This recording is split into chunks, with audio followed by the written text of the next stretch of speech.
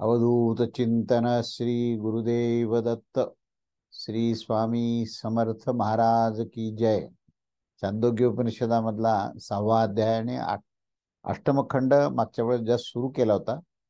त्याची थोडीशी पुनरावृत्ती करून 8व्या खंडाला मी सुरू सुरू करतोय. तेव्हा 8व्या खंडाचा जो विषय आहे तो सुषुप्ती कालामध्ये जीवाची स्थिती काय असते त्या संबंधीचा उपदेश आहे. सुषुप्ती काल हा जीवाच्या स्थिती संबंधी या ठिकाणी विवेचन केलेलं आहे, उपदेश केलेला आहे. तर याची म्हणजे परिचय देताना असं म्हटलेलं आहे की दर्पणामध्ये जेव्हा प्रतिबिंब रूपाने पुरुष प्रविष्ट होतो, तसंच जलाधिकामध्ये आभास रूपामध्ये प्रविष्ट झालेला सूर्याचं प्रतिबिंब असतं. हे दोन्ही साधारण समान आहे. तसंच ज्या मनामध्ये परदेवता ह्या जीवात्म रूपामध्ये अनुप्रविष्ट झालेले असतात, म्हणजे ते परमात्मा जो आहे तो किंवा आत्मतत्व जे आहे ते जीवात्म रूपामध्ये देहामध्ये प्रविष्ट होतं. जसं दर्पणामध्ये आपण आपलं प्रतिबिंब पाहतो तेव्हा प्रतिबिंबाचा पुरुष जो आहे तो प्रतिबिंबाच्या रूपात दर्पणात प्रवेश करतो. जलाधिकामध्ये जलाशयामध्ये सूर्य जो आहे तो आपल्या प्रतिबिंब रूपाने प्रविष्ट होतो.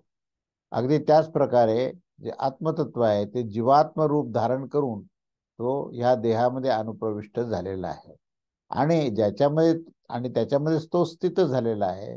त्याच्याशी तादात्म्य किंवा तादात्म्यता प्राप्त झालेला जो जीव आहे तो जीव मनन, दर्शन आणि श्रवण इत्यादी व्यापारामध्ये तो समर्थ होतो आणि ज्याच्या निवृत्त होण्याने त्या परदेवता रूपासच पुन्हा एकदा प्राप्त होतो. म्हणजे देहत्यागाच्या नंतर तो पुन्हा परदेवता म्हणजे आत्मतत्व किंवा परमात्म तत्व याच्यामध्ये तो विलीन होतो.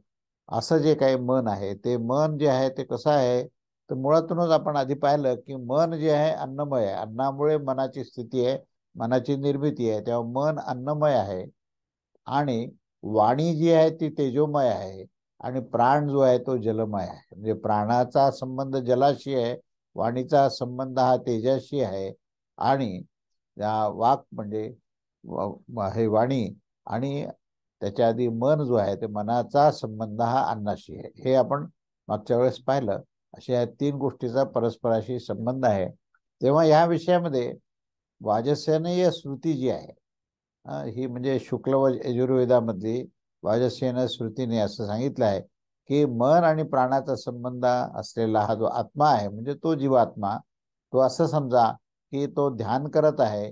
तो वासनायुक्त असलेल्या स्वप्नरूपामध्ये येऊन तो लोकांचे अतिक्रमण करून जातो. म्हणजे ज्यावेळेस त्याच्या कामना ज्या प्रद्युप्त होतात आणि कल्पना प्रद्युप्त होतात त्यावेळेस तो स्वप्नरूपामध्ये तो जीवात्मा जातो आणि तो वास्तविकतेपासून तो विक्षेपित होतो.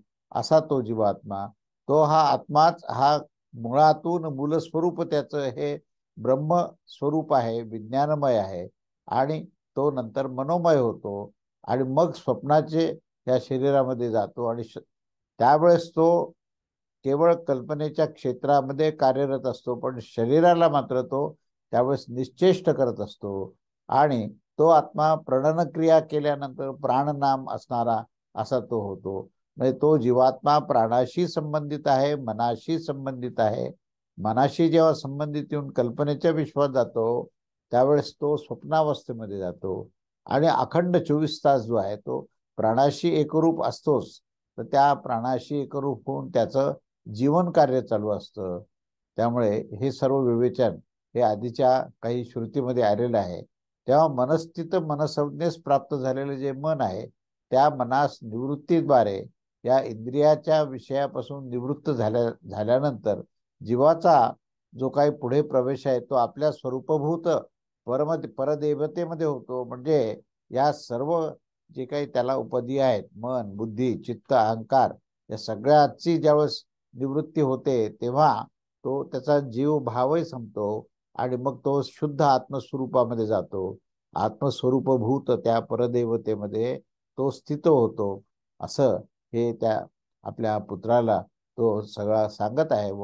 अरुणी जो आहे तो श्वेतकेतूला हे सगळं आत्मतत्व काय आहे, मनतत्व काय आहे, वाणी काय आहे त्यांचा संबंध परस्पराशी काय आहे, त्याचं याचे जे संकल्पना आहेत त्या स्पष्ट करत असतो. त्यामुळे या संदर्भामध्ये आता हा जो पहिला मंत्र आपण मागच्या वेळेस घेतला, त्याचा अर्थ असा आहे की उद्दालक ह्या नामाचा जो प्रसिद्ध म्हणजे अरुणाचा पुत्र उद्दालक, त्याला अरुणी म्हटलेलं आहे. तर त्या अरुणीने आपला पुत्र श्वेतकेतूला सांगितलं की हे सौम्य, तू माझ्याद्वारे स्वप्नात सुषुप्ती अथवा स्वप्न ह्याच्या स्वरूपात विशेष रूपाने समजून घे. मी तुला या दोन अवस्था सांगणार आहे की स्वप्नावस्था कशी आहे आणि सुषुप्त अवस्था कशी आहे, या दोन्हीचाही मी तुला या स्वरूपाशी संबंध कसा असतो हे मी विशेष रूपाने तुला सांगणार आहे, ते तू आता समजून घे. ज्या अवस्थेमध्ये हा पुरुष निद्रिस्त असतो असे सांगितले जात असते, त्यावेळेस हे सौम्य हा सतने संपन्न होऊन गेलेला असतो. म्हणजे ज्यावेळेस तो निद्रा अवस्थेत जातो तेव्हा तो सत्स्वरूप होतो. सत हा जो शब्द आहे, हा शब्द आत्मतत्वाला किंवा स्वरूपाला संदर्भ घेऊन घेतलेला आहे. सतचित आनंदामध्ये सतत्वच त्याचा हे पहिल्यांदा प्रतिनिधित्व करतं, लक्षण सांगतं की जे सत म्हणजे अखंड सत्ता स्वरूप, अखंड अविनाशी तत्व आहे. आणि ज्यावेळेस तो निद्रा अवस्थेमध्ये जीवात्मा जातो तेव्हा त्याचा जीवभाव सुद्धा शून्यवत होतो आणि तो आत्मभावामध्ये जातो. आत्मभावामध्ये म्हणजेच तो सतशी एकरूप होतो, सतने तो संपन्न होऊन जातो. म्हणून निद्रा अवस्था ही अवस्था कशी आहे, तर ती देहभाव त्याचा शून्य आहे, त्या ठिकाणी अहमभाव शून्य आहे आणि त्या कारणाने जीवभाव शून्य आहे. ह्या तिन्ही अवस्था ज्या त्या ठिकाणी शून्यवत होतात. मग राहते काय, तर ती आत्मस्थिती राहते. म्हणून निद्रिस्त अवस्थेमध्ये तो जो जीवात्मा आहे हा आत्मस्थितीमध्ये जातो, म्हणून त्याला सतने संपन्न होतो असं सांगितलं आहे. आणि मग हा आपल्या स्वरूपास प्राप्त होऊन जात असतो. त्यामुळे त्याला स्वपिती असं म्हटलेलं आहे, कारण त्यावेळेस स्व म्हणजे आपल्यालाच तो अपित म्हणजे प्राप्त होतो. स्वतःला म्हणजे आत्मस्थितीला प्राप्त होणे किंवा स्वला प्राप्त होण्याला अपित म्हटलेलं आहे आणि आत्मतत्वाला स म्हटलंय. म्हणून स्वपिती हा जो शब्द आहे ही आत्मस्थिती आहे, आत्मस्वरूपता आहे असं त्या ठिकाणी सांगितलंय. तेव्हा ह्या निद्रा अवस्थेमध्ये तो आत्मस्थितीमध्ये जातो.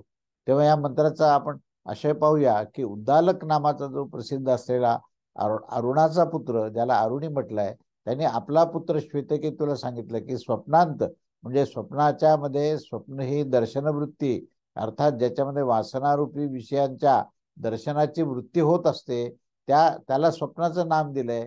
त्याच्या मध्यास म्हणजे जेव्हा तो स्वप्न संपलेलं असतं, जेव्हा स्वप्नाची स्थिती संपून जाते त्याला स्वप्नांत असं म्हटलंय. त्यावेळेस सुषुप्ती म्हटलेलं आहे, म्हणजेच ती निद्रा अवस्था आहे.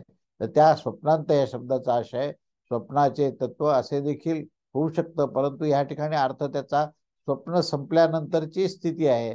तेव्हा असं मानल्यानंतर देखील सुषुप्ती हीच अवस्था ही स्वप्नांत अवस्था आहे. कारण स्वमपितो भवती म्हणजे आपल्या स्वरूपास तो प्राप्त होतो, आत्मस्थितीमध्ये तो त्याला स्थिती येऊन जाते, असं हे श्रुतीचं वाक्य आहे. तेव्हा या संदर्भामध्ये आता ब्रह्मवेत्ता लोक काय म्हणतात ते पाहूया. ब्रह्मवेत्ता लोक सुषुप्त अवस्थेत सोडून अन्य कोणत्या दशेमध्ये जीवास स्वरूप प्राप्ती स्वीकार करत नाहीत. म्हणून ती ध्यानावस्था आणि सुषुप्त अवस्था याच्यामध्ये पुष्कळ प्रकारचं साम्य आहे की तिथे अहम ममत्व संपतं, त्या ठिकाणी देहभाव संपतो आणि मी वेगळा कोणीतरी आहे हा वेगळेपणाचाही भाव जिथे संपतो त्या ठिकाणी ही स्वरूप स्थिती आहे. ज्याप्रमाणे दर्पणास दूर केल्यानंतर दर्पणामध्ये जे प्रतिबिंब असतं ते पुरुषाचं प्रतिबिंब हे त्याच्या स्वतःमध्ये विलीन होतं आणि शेष तो स्वतःच राहतो, अशी ही अवस्था ही आत्मस्थितीची आहे. तेव्हा दर्पण म्हणजे आपली जागृत अवस्था आणि सुषुप्त अवस्था, जागृत अवस्था आणि स्वप्नावस्था या दोन अवस्थेमध्ये हे प्रतिबिंबात्मक आपल्याला आभास आहे. परंतु या दोन्ही अवस्था संपल्यानंतर जेव्हा तो सुषुप्त अवस्थेत जातो त्यावेळेस तो आत्मस्वरूपामध्ये जातो, म्हणजेच त्या ठिकाणी तो प्रतिबिंबातून बिंबामध्ये येतो. तो बाह्य सगळ्या आभासामधून तो स्वतःमध्ये आत्मस्वरूपामध्ये जातो. तर ती ही स्थिती आहे. आणि त्या प्रकारे ह्या सुषुप्त अवस्थेमध्येच मन इत्यादीची निवृत्ती होऊन गेल्यानंतर केवळ चैतन्याच्या प्रतिबिंब रूपाने जो जीव भाव असतो तो नामरूप इत्यादीने अभिव्यक्त करण्यासाठी तो मनामध्ये प्रविष्ट झालेला असतो. आणि ती परदेवता म्हणजेच आत्मतत्व ही मनसंज्ञक जीवरूपाचा त्याग करते आणि स्वयं आपल्या स्वरूपालाच ती प्राप्त करून घेते. परंतु ज्या अवस्थेमध्ये निद्रिस्त पुरुष हा स्वप्न पाहत असतो, ती मात्र स्वप्नदर्शन म्हणजे सुखदुःखाने युक्त असते. आणि त्या कारणाने तो पुण्य किंवा पापच कार्यरूप करत असतो. कारण पुण्य पापच क्रमशः सुख आणि दुःख हे आपल्याला आरंभामध्ये मिळतं.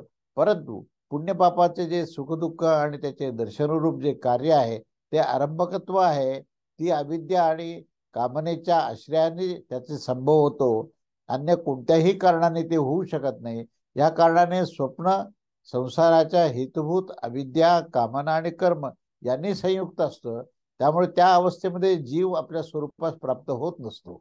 स्वप्नावस्थेमध्ये ती जीव अवस्थाच आहे आणि त्या ठिकाणी अहम, ममत्व आणि देहभाव हा निश्चितच राहतो. म्हणून तिथे आत्मस्थिती किंवा आत्मभाव जो आहे तो स्वप्नावस्थेमध्ये निर्माण होऊ शकत नाही. ज्याप्रमाणे त्या अवस्थेमध्ये तो पुण्याशी असंबंधित तसेच पापाशी असंबंधित असतो, ती जी आहे ती सुषुप्त अवस्था म्हणजे निद्रा अवस्था आहे. आणि हृदयाच्या संपूर्ण दुःखास पार केलेली ती आत्मस्थिती आहे. त्यामुळे हे रूप जे आहे ते अतिछंदा म्हणजे काम, धर्माधर्म आणि अविद्या याच्याने ते सर्वतो रहित आहे. ज्यावेळेस धर्म आणि अधर्म काय हाही जिथे विचार राहत नाही आणि कुठल्याही प्रकारची कामना जिथे राहत नाही, कुठल्याही अविद्या तिथे राहत नाही, अशी स्थिती ही ही या सुषुप्त अवस्थेमध्ये येते. आणि म्हणूनच ती आत्मस्थिती आहे. इत्यादी श्रुतीद्वारा सुद्धा हे सिद्ध होत असतं की मी सुषुप्तीमध्ये देखील जीवभावाने रहित आणि देवता रूपास दाखवेल, असं हे अरुणीने पुन्हा एकदा सांगितलं. आणि अरुणी पुढे म्हणतो की हे सौम्य, माझ्या या कथन करण्याने तू स्वप्नांत सुषुप्त अवस्थेमध्ये विशेष रूपाने जाणून घे, अर्थात स्पष्टतेने समजून घे की स्वप्नांत केव्हा होत असतं. तर त्यावर सांगतात की ज्यावेळेस झोपणारा मनुष्य जो तो सपिती म्हणजे आत्मस्वरूपामध्ये स्वतःच्या स्थितीमध्ये अशा या स्थितीमध्ये जातो, त्याला स्वपिती असं नाव दिले. आणि लोकात स्वपिती म्हणजे तो निद्रा होतो, लोकांकरता त्याची ती निद्रा आहे. त्यामुळे असा तो व्यवहार तर प्रसिद्धच आहे की त्या अवस्थेला लोक जे आहेत ते निद्रा अवस्था म्हणतात. आणि खऱ्या अर्थाने ती अवस्था ही स्वरूपस्थित आहे आणि बाकीचे सर्व नाम हे गौण आहेत. म्हणून तो गुण संबंधित सुद्धा गौण आहे. म्हणजे गुणनिसंगता त्या ठिकाणी निद्रा अवस्थेत झालेली आहे. म्हणून तो गुणनिसंग असल्यामुळेच आत्मभावामध्ये जातो आणि त्याला स्वपिती असं म्हटलेलं आहे. अशा या आशयाने सांगतात की ज्यावेळेस पुरुष स्वपिती असे संबोधित केला जातो त्यावेळेस हा सच्ची संबंधित प्रकरण प्राप्त होत असतं. म्हणजे या ठिकाणी स्वपिती म्हणजेच सच्ची संबंध आलेला आहे. सच जो आहे तो शब्दवाच्य देवताशी संपन्न संगत अर्थात एकीभूत होऊन जात असतो. त्यामुळे सत हा जो आहे तो आत्मतत्वाशी अभिन्नता आहे. हा मनाचा प्रविष्ट झालेला आणि मन आदीच्या संसर्गाने जो प्राप्त झालेला जो जीवरूप आहे त्याचा सर्वतोपरी त्याग करतो आणि तो सद्रूपास म्हणजे स्वरूपास तो प्राप्त होतो, जे की पारमार्थिक सत्य आहे. आणि असं प्राप्त होऊन जात असतो. यामुळे लौकिक पुरुष या स्वपिती असे संबोधून त्याला बोलवत असतात की हा स्वपिती स्थिती आहे. या स्वप्नावस्थेमध्ये काय, या सुषुप्त अवस्थेमध्ये त्याची काय स्थिती आहे तर स्वपिती अवस्था आहे. कारण स्वम म्हणजे आत्म्यास तो अपितः म्हणजे प्राप्त होतो. आणि तात्पर्य असं आहे की ह्या गौण नामाच्या प्रसिद्धीने देखील आपल्या आत्म्याची प्राप्ती तिथे ज्ञात होत असते. परंतु लौकिक पुरुषांना स्वात्म्याची प्राप्ती कशी प्रसिद्ध झाली अशा प्रश्नावर जेव्हा सांगता येईल की कारण की सुषुप्ती ही जागृतावस्थेच्या श्रमाचे कारण असते असं साधारणपणे व्यवहारात समजले जाते. आणि या कारणाने त्याच लोकांमध्ये स्वात्मप्राप्ती असे म्हणत असतात. जागृत अवस्थेमध्ये पुरुष पुण्यपापाच्या कारणाने होणारे सुख आणि दुःख इत्यादीचे किंवा अनेक प्रकारचे श्रमाचा अनुभव घेतल्याने थकून गेल्यामुळे तो त्या सुषुप्त अवस्थेत जातो. आणि त्याच कारणाने तो पीडित अशा अनेक प्रकारच्या व्यापारारूप निमित्ताने शिथिल झालेली ही इंद्रियाची आपल्या व्यापारापासून तो निवृत्त करत असतो. वाक जिथे थकून जात असतं, चक्षु त्या ठिकाणी थकून जातात. श्रुती सुद्धा हेच सिद्ध करतं की अशा प्रकारे या सुषुप्तीत विज्ञानमय आत्म्याद्वारे वाक गृहीत होऊन जात असतं, चक्षु गृहीत होऊन जातात, श्रोत्र गृहीत म्हणजे हे सगळे त्यात विलीन होतात. आणि अशा प्रकारे सर्व इंद्रिय जे आहेत ते प्राणाने ग्रहित होतात आणि प्राणच एक अश्रांत राहत असतो. प्राण अखंड आहे. प्राण जो आहे तो थांबत नाही, कशातही विलीन होत नाही. तर अखंड प्राणतत्व असल्यामुळे अखंड जीवन चालू आहे. जरी तो सुषुप्तावस्थेमध्ये जागृती आणि स्वप्नावस्थेशी रहित आहे, कामना इत्यादीशी रहित जरी असला तरी तो प्राणाने मात्र रहित राहत नाही. तर तो प्राण हा अखंडपणे त्या आत्मतत्वाशी निगडीत आहे. म्हणून प्राणच हा अश्रांत, म्हणजे जिथे कुठल्याही त्या ठिकाणी विश्रामाच्या स्थितीमध्ये तो राहत नाही आणि देहरूप घरामध्ये तो जागता राहत असतो. ज्यावेळेस जीव जो आहे तो श्रमाच्या निवृत्तीसाठी आपल्या स्वाभाविक देवता रूपास प्राप्त होऊन जात असतो. कारण की स्वरूपामध्ये स्थित असल्याच्या शिवाय आणि कुठेही श्रमाची निवृत्ती होऊ शकत नाही. यामुळे त्यावेळेस तो आपल्या स्वरूपास प्राप्त होऊन जात असतो. अशी ही लौकिक पुरुषांची प्रसिद्धी ही ठीकच आहे. लोकांमध्ये ज्वराआदी रोगाने ग्रस्त झालेल्या पुरुषास त्यापासून मुक्ती मिळाल्यावर स्वस्थ होऊन विश्राम करताना पाहिल्याही जात असतं. त्याच वेळेस इथं असं देखील होऊ शकत असतं की हे सर्व ही स्थिती जी आहे ही शांत प्रशांत आत्मस्थितीमध्ये असते आणि त्याला आपण गाढ निद्रेत गेला असं म्हणतो.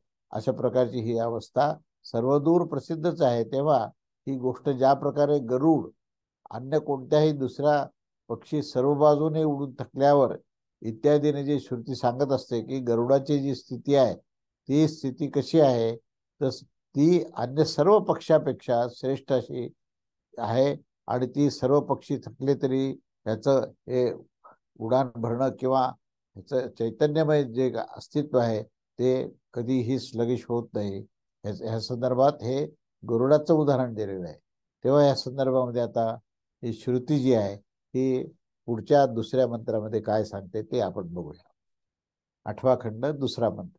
स यथा शकुनी ही सूत्रेण प्रबंधो दिशम दिशम पतित्वान्य यत्रा यतन लब्ध्वा बंधनम एवोपश्रयत एवमेव खलु सौम्य तन्मनो दिशम दिशम पतित्वान्यात्र यतनम लब्ध्वा प्राणमेवोपश्रयते प्राणबंधनम ही सौम्य मन इति.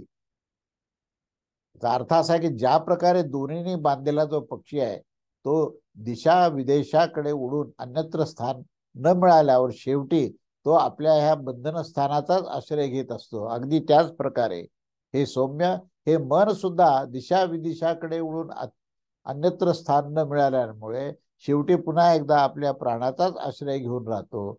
कारण हे सौम्य मन हे प्राणरूप बंधन धारण करणारं आहे. मनाचं अस्तित्व, मनाच्या क्रिया या मात्र केवळ प्राणाच्याच सहवासाने, प्राणाच्याच आश्रयाने ह्या घडत असतात. म्हणून तो प्राणाचाच आश्रय हे मन घेतं. तर कसं घेतं याचं त्यांनी दृष्टांत दिलाय की ज्याप्रमाणे एखाद्या पक्षाला जर तुम्ही दोरीने बांधलं तर दोरीची जेवढी लांबी आहे तिथपर्यंत उडेल आणि पुन्हा एकदा तो आपल्या ह्या धर्तीवरच येऊन बसेल आणि नंतर त्याच्या लक्षात येईल की हे दोरीचे जे स्थान आहे तेच माझं आश्रयस्थान आहे.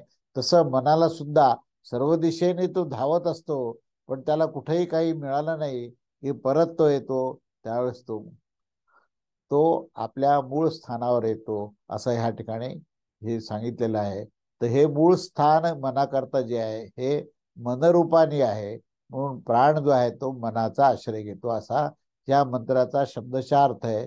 तेव्हा याचा आशय अशा प्रकारे आहे की प्राणी जो आहे तो मारण्याच्या हाताने पकडल्या जाऊन दोरीने बांधलेली स्थितीमध्ये होऊन त्यात फसलेला जो पक्षी आहे तो त्याच्या बंधनातून मुक्त होण्याच्या इच्छेने प्रथम हे अनेक दिशेला उडून जाण्याचा प्रयास करतो. परंतु ह्या प्रयासात त्याला अपयश मिळाल्यानंतर पुन्हा एकदा विश्राम करण्यासाठी तो बंधनाच्या शिवाय अन्य कोणत्याही आश्रयास प्राप्त न झाल्याने बंधन स्थानास आश्रय घेत असतो. त्याच प्रकारे म्हणजे या दृष्टांतानुसार हे सौम्य निश्चितच ते मन त्या 16 कला असणारा आहे. प्राकृत मन जे आहे ते अन्नाने उत्पन्न केलेले आहे. त्यात प्रविष्ट होऊन त्यातच स्थित झालेले आहे. त्याचेच त्याच्याद्वारा ही उपलक्षित होणाऱ्या या जीवाच्याच तेथे तन्मनः, ते मन कथनाने निर्देश केलेला आहे की ते मन जे आहे ते जीवरूपाशी एकरूप झालेले आहे. तेव्हा या मंचाच्या आक्रोशाने म्हणजे बोलण्याप्रमाणे ते मनसंज्ञक जी उपाधी आहे ती उपाधी असणारा तो जीव जो आहे तो जागृत आणि स्वप्नाच्या वेळी नेहमी अविद्या, कामना आणि कर्माद्वारे उपदिष्ट हे सुखदुःख इत्यादी रूप ने तो दिशा विदेशामध्ये उडून जाऊन अर्थात त्याचा अनुभव जो आहे तो सत्संज्ञक स्वात्माच्या अतिरिक्त अन्य कुठेही त्याला आश्रय किंवा विश्रामाचं स्थान मिळत नाही. प्राणासच संपूर्ण कार्य आणि कारणाचा आश्रयभूत हा जो प्राण आहे त्या प्राणाचा आश्रय त्या मनाने घेतलेला आहे. पण या आश्रयभूत प्राणाद्वारेच उपलक्षित झालेले हे सत नावाची जी संज्ञिक आहे, म्हणजे सत म्हणजेच आत्मतत्व, म्हणजे त्यालाच परादेवता असे इथे म्हटले आहे की ते आहे तो या ठिकाणी प्राण शेवटी त्याच्या आश्रयाला जातो. जे प्राण नावाचं जे तत्व आहे त्याचं अंतिम आश्रयस्थान कुठं असेल तर ते आत्मतत्व आहे. म्हणून त्याला सत्संज्ञिका परादेवता असं म्हटलंय. सत्तत्व हेच आत्मतत्व आहे. आणि शेवटी अंतिम प्राण जो आहे तो कोणाच्या सत्तेला स्वीकारतो किंवा कोणाच्या स्वरूपाला तो स्वीकारतो तर तो आत्मस्थितीला किंवा त्याला सत्संज्ञिका परा देवता असं म्हटलंय त्याचाच तो स्वीकार करतो. तेव्हा ते प्राणशरीर हे खऱ्या अर्थाने ते आत्मप्रकाश स्वरूप आहे इत्यादी ह्या श्रुतीच्या सर्व विवेचनातून आपल्याला आढळतं की प्राण जो आहे तो अंततः केवळ आत्मस्थितीमध्येच तो त्याचाच आश्रयाने राहतो असं या ठिकाणी सिद्धांत मांडला आहे. त्यामुळे प्राण अर्थात प्राणाख्य देवताचा आश्रय करत असतात. हे सौम्य प्राण ज्याचे बंधन आहे ते मनच प्राणबंधनात असते. तात्पर्य असं आहे की मन म्हणजे मनाने उपलक्षित होणारा जीव हा जो आहे तो प्राण उपलक्षित देवताच आश्रित आहेत असं या ठिकाणी गृहीत धरल्या जातं. तेव्हा या ठिकाणी स्वपिती म्हणजे आहे.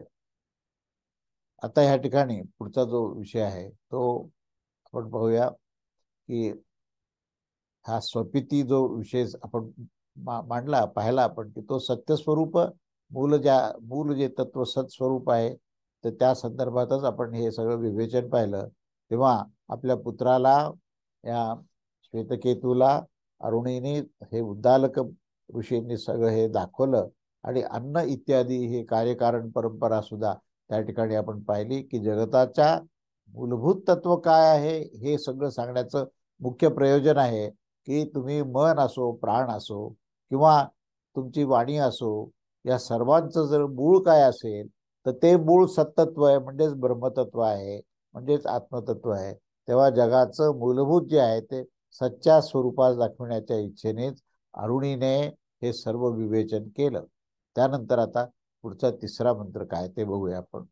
तिसऱ्या मंत्रामध्ये अशना पिपासे मे सौम्य विजानिहिती यत्रैत तत्पुरुषोशी शिशती नामप एव तर्शितं नयन्ते तदिथ्या गोनायो अश्वनायः पुरुषानयाः इत्येवं तदप आचक्षते शनयेति तत्रैतच्छुंग उत्पत्ति तम सौम्य विजानीहि नेदम मूलम भविष्य तिथी.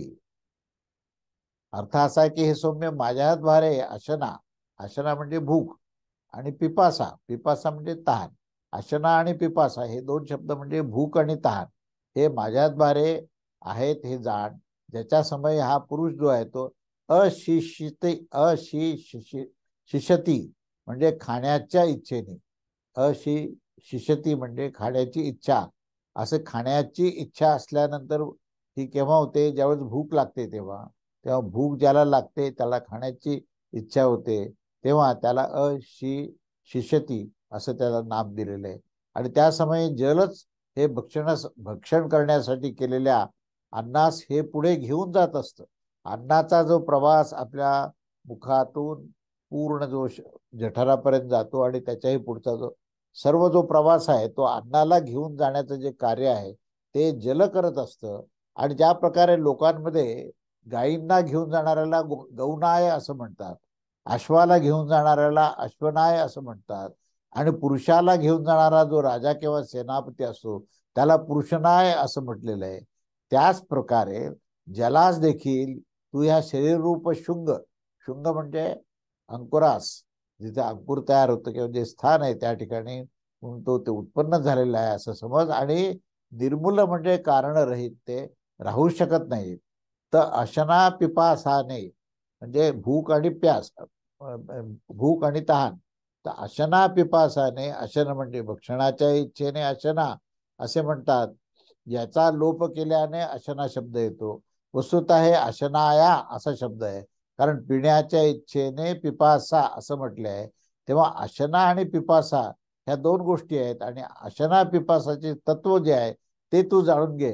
त्याचा अर्थ असा आहे की जेव्हा ज्या समयी हा पुरुष ह्या विशिष्ट नामवाला होत असतो, कोणता नामवाला, तर अशिषती, शिशती, शिशती, अर्थात खाऊ घा म्हणजे अन्न खाण्याची इच्छा. आणि त्या समयी पुरुषाचं नाम सुद्धा त्या प्रकारेच होतं की अशी शिशती. त्यावर दाखवतात की त्या पुरुषांद्वारे खाल्ल्या जाणारं जे अन्न आहे ते सुरुवातीला हे अन्न कठीण असतं, आणि त्यास पिले जाणारे जे जल आहे ते जल त्याचं द्रवीभूत करतं. म्हणजे अन्न जे कठीण अन्न असतं किंवा जे घन स्वरूपामध्ये अन्न असतं त्याला द्रव स्वरूपामध्ये आणण्याचं काम हे जल करत असतं. जलाचा आणि अन्नाचा जेव्हा परस्परांमध्ये सहयोग होतो तेव्हा ते अन्न पातळ होतं आणि त्याला एक वेग येतो आणि ते पुढे जात असतं. अर्थात रसादी रूपाने परिणित करून देत असलं तेव्हाच त्यांनी भक्षण केलेल्या अन्नाचं हे पचन होऊ शकतं, आणि त्यानंतर त्याला शिष्यती असं गौण नाम दिलेलं आहे. कारण हे सर्व जीव जे आहेत ते अन्नाच्या जीर्ण होऊन गेल्यावरच भोजन करण्याची इच्छा करतात. ते अन्नाचं पचन पूर्ण झाल्यानंतरच त्यांना, काही कालानंतरच त्यांना भोजनाची इच्छा होते, असं या ठिकाणी आपण पाहिलेलं आहे. आता पुढचा भाग असा आहे की ह्या कारणानं तात्पर्य काय आहे हे आपण बघूया, की ह्या दृष्टांताने आपण समजून घ्यावं.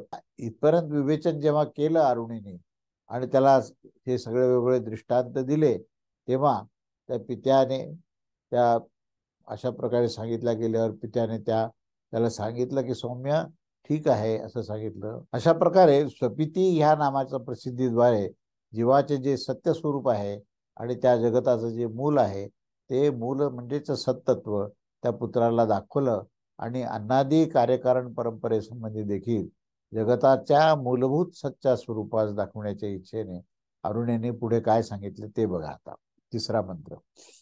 तेव्हा तिसरा मंत्र असा आहे की अशना पिपासेम्या सौम्य विजानिहिती यत्रैत पुरुषो अशिशीत शती नामाप एव तदशीतम नयन्ते तद्याथ गोनायो अश्वनाय पुरुषनाय इत्येव तदप अचक्षते शनायेति तत्रैत चुंग मुत्पत्तिम सौम्य विजानीहि नेदम मूलम भविष्यती. हे सौम्य माझ्याद्वारे अशना म्हणजे भूक आणि पिपासा म्हणजे तहान आणि हे जाण ज्या समय हा पुरुष, हे आपण पाहिलं ज्या प्रकारे लोकांमध्ये हे पाहिलं आपण. अशित म्हणजेच भक्षित असलेल्या अन्नाचा नेता म्हणजे त्याला घेऊन जाणारा असा. त्या जलाला अशनाया असे नाम प्रसिद्ध आहे.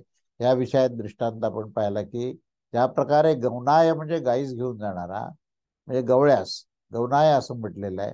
अश्वास घेऊन जाणारा अश्वपाला अश्वनाय असं म्हटलेलं आहे.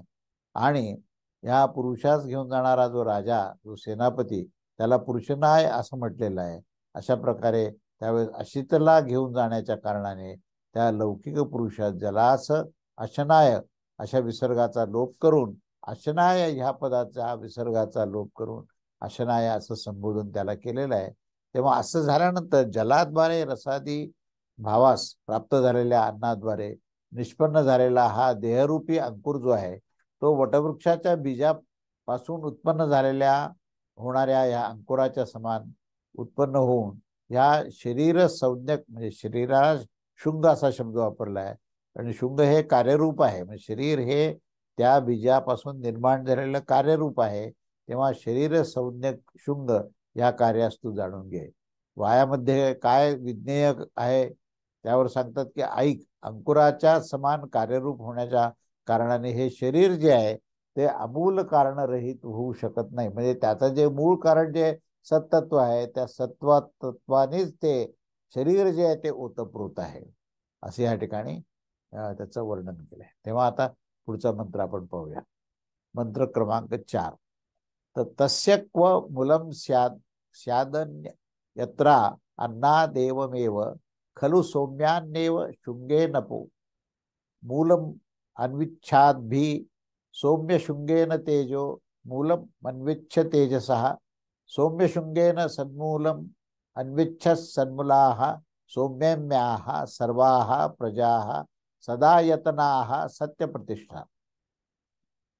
अन्नास अर्थ असा आहे की अन्नास सोडून ह्याचे मूळ कुठे आहे हे कुठे होऊ शकतं, अशा प्रकारे जो प्रश्न आला तेव्हा सौम्य जलरूप शुंगाच्या द्वारे जलरूपाचे मूळ त्यांनी संशोधन केले आणि म्हणाला की जलरूपी शुंगाच्या द्वारे तेजोरूप जे मूळ आहे तेजोरूप मुळाचा शोध घेतला आणि हे सौम्य तेजोरूप शुंगाच्या द्वारे हे सदरूप मुळाचे अनुसंधान कर.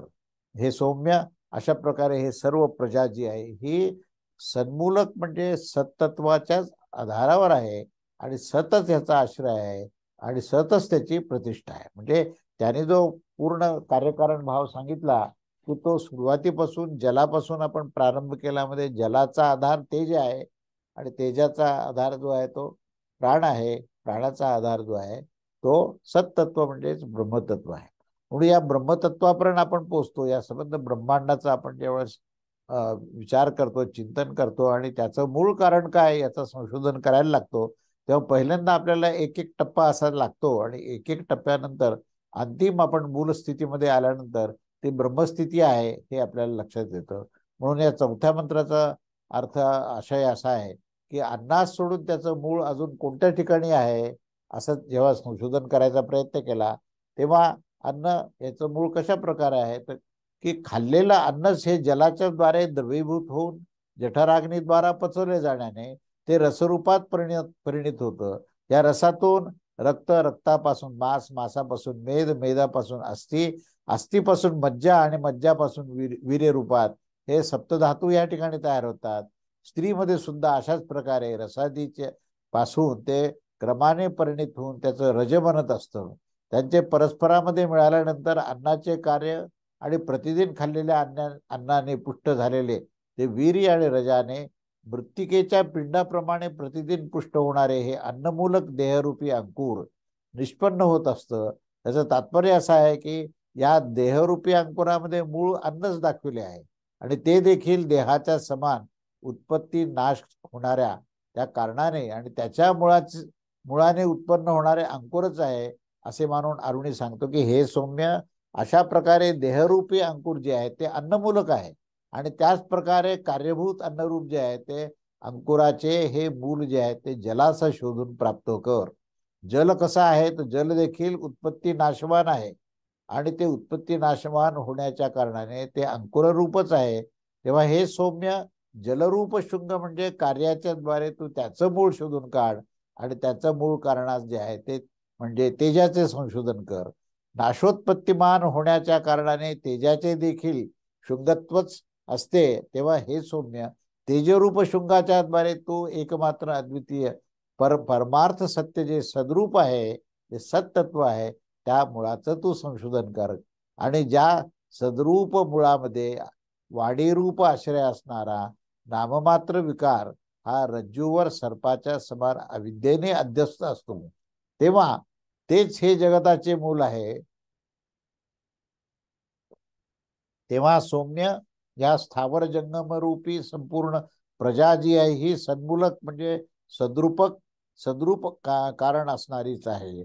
तेव्हा हे केवळ सन्मूलकच नाही तर त्या काळामध्ये स्थिती कालामध्ये देखील ते सदा यतना अर्थात सद्रूप आश्रय असणारीच आहे. म्हणजे केवळ उत्पन्न होतानाच नाही तर उत्पन्न झाल्यानंतर उत्पत्ती, स्थिती आणि लय या तिन्ही स्थितीमध्ये त्या ठिकाणी ब्रह्मतत्वाच्या अतिरिक्त अन्न काहीही नाही म्हणून ते सद्रूपच आश्रय असणारी आहे.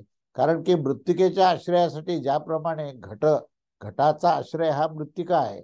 घटाधिकांची सत्ता जी आहे ती मृत्तिकाच आहे. घटाधिकांची स्थिती ही मृत्तिकाच आहे. आणि घटाचा लय झाल्यानंतर सुद्धा मृत्तिकाच असते. तेव्हा मृत्तिकाचे समान सन्मूलकच. सन्मूलक म्हणजे सत्तत्वाच्याच आधाराने ही प्रजा किंवा हे ब्रह्मांड सगळं दिसतं. त्यामुळे सन्मूलक होण्याच्या कारणाने ज्या प्रजेचे सतच हे सदायतन असते आणि अंतशेवटी सत्प्रतिष्ठाच असते, तेव्हा सतच ज्याची प्रतिष्ठा आहे आणि लयस्थान सुद्धा सतच आहे, तेव्हा समाप्ती सुद्धा सतमध्येच होते. त्याच्यातच ते अवसान अर्थात परिशेष असते. तेव्हा तीच सबंध प्रजेची सत्प्रतिष्ठा आहे असं वर्णन केलेलं आहे. तेव्हा ह्या सगळ्या विवेचनामध्ये आपल्याला एक प्रकर्षाने असं लक्षात येतं की जेव्हा आपण ब्रह्मांडाचं अध्ययन करतो, तेव्हा या ब्रह्मांडाच्या अध्ययन करत असताना जर तुम्हाला ब्रह्मतत्वाचं ज्ञान नसेल तर ब्रह्मांडाचं अध्ययन अपूर्ण होईल किंवा अविद्येचीच निर्मिती होईल. जसं आधुनिक विज्ञानामध्ये आपण विचार करतो की भौतिकशास्त्र असेल किंवा रसायनशास्त्र असेल किंवा वैद्यकीय शास्त्र असेल, या सगळ्या शास्त्रामध्ये आपण केवळ मधला भाग आपण पाहतो की त्या मधल्या भागाला आपण त्याच्यातलं सत्य शोधायचा प्रयत्न करतो आणि आपल्याला अर्धसत्य मिळतं. म्हणजे आता जसं वैद्यकीय शास्त्रामध्ये देहाचे तुम्ही जेव्हा चिकित्सा करता तेव्हा देहामध्ये काय गडबड चालू आहे आणि त्याला काय औषध द्यायचं हे पाहता तुम्ही.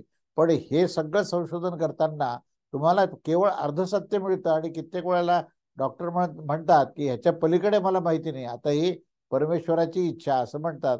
पण त्याच्यामध्ये तो परमात्मा कसा आहे याचा अभ्यास होत नाही. आपल्या अभ्यासक्रमामध्ये सुद्धा या ब्रह्मतत्वाचा खऱ्या अर्थाने सखोल जो अभ्यास व्हायला पाहिजे तर तो होत नाही. तर आपण काय जे दिसणार आहे किंवा जे इंद्रियजन्य आहे त्याचाच आपण अध्ययन करतो आणि इंद्रियजन्य गोष्टीलाच आपण सत्य आहे असं आपल्याला वाटतं, पण ते सत्य नसते नंतर लक्षात येतं. आणि मग सत्याचं संशोधन करण्याकरता आपण पुढे पुढे जातो. तर जोपर्यंत या ब्रह्मांडामध्ये ब्रह्मतत्व आहे ही गोष्ट जोपर्यंत आम्ही लक्षात घेत नाही तोपर्यंत ब्रह्मांडाचं अध्ययन होत नाही. तेच ह्या चौथ्या मंत्रामध्ये प्रकर्षाने सांगितलं आहे की तुम्ही कोणत्याही स्थितीमध्ये जा, उत्पत्तीच्या स्थितीमध्ये जा किंवा त्याच्या स्थितीमध्ये जी स्थिती निर्माण होते किंवा जीवनाचं कार्य जेव्हा होतं तेव्हा जा किंवा त्याचा लय होतो, म्हणजे जन्मापासून जन्म, जीवन आणि मृत्यू या तिन्ही स्थितीमध्ये त्याचं अधिष्ठान जे आहे ते एकच असतं, त्याच्यामध्ये बदल होत नाही. त्यामुळे त्या जीवनाचा जर अभ्यास करायचा असेल तर तुम्हाला जन्म, जीवन आणि मृत्यू या तिन्हीमध्ये अधिष्ठान तत्व काय आहे हे जेव्हा आपल्याला कळेल तेव्हाच खऱ्या अर्थाने तो पूर्ण अभ्यास होईल आणि सत्याचा शोध होईल. म्हणून आधुनिक सर्व शास्त्रज्ञांना आणि आधुनिक सगळं संगणकांच्या सुद्धा जे शास्त्रज्ञ आहेत त्यांना सुद्धा आपल्याला अध्ययन करायचं असेल तर ही अतिशय अगत्याची गोष्ट आहे की त्यामध्ये ब्रह्मतत्व काय, सत्तत्व काय हे समजणं ही ह्या उपनिषदांनी दिलेली आधुनिक काळातल्या शास्त्रज्ञांना ही दिशा दिलेली आहे त्यांनी. तेव्हा त्याच्यावर आपण गांभीर्याने विचार करावा आणि गांभीर्याने विचार करून आपण मगच अध्ययन करावं असं या ठिकाणी सुचवलेलं आहे. इथे आपण थांबूया. अवधूत चिंतन श्री गुरुदेव दत्त. श्री स्वामी समर्थ महाराज की जय.